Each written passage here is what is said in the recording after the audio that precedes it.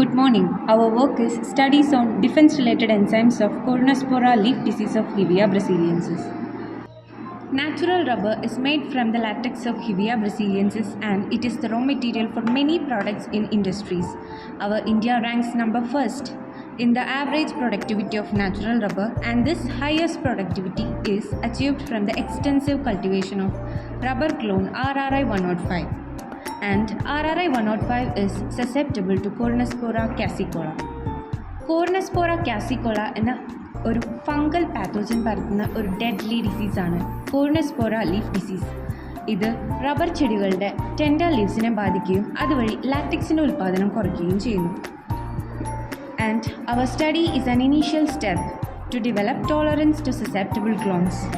And our aim is to study plant pathogen interaction with special reference to defensive enzymes. And that enzymes are peroxidase and polyphenol oxidase. Two clones of Hevea brasiliensis were selected for the plant pathogen interaction study. The clones are RRI 105 and GT1.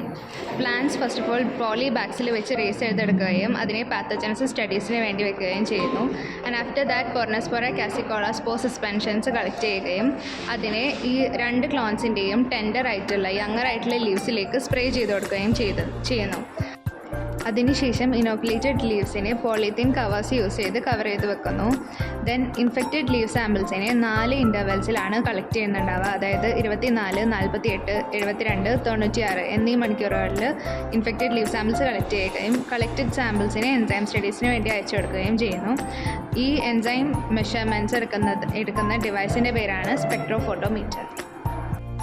Enzyme activity മെഷറിങ്ങിലൂടെ നമുക്ക് മനസ്സിലാക്കാൻ സാധിക്കുന്നത് polyphenol oxidise എൻസൈമും peroxidase എൻസൈംസിലും RRI 105നെ സംബന്ധിച്ചിടത്തോളം GT1ൽ ഒരു 2-fold increase നമുക്ക് കാണാൻ സാധിക്കും. ഈ രണ്ട് എൻസൈംസും നാച്ചുറലി റബ്ബർ പ്ലാന്റ്സിൽ പ്രസൻ്റ് ആണ്. ഈ എക്സ്പെരിമെൻറ്റ്സിൽ നിന്നും എൻസൈം ആക്ടിവിറ്റി മെഷറിങ്ങിൽ നിന്നും നമുക്ക് മനസ്സിലാക്കാൻ സാധിക്കുന്നത് GT1 ഒരു ടോളറൻറ്റ് ക്ലോൺ ആണ്. കോർണസ്പോറ ലീഫ് ബോൾ ഡിസീസിനെ പ്രതിരോധിക്കാൻ ഈ GT1ലെ എൻസൈംസിന് കഴിയും. The information generated can be used for further crop improvement programs.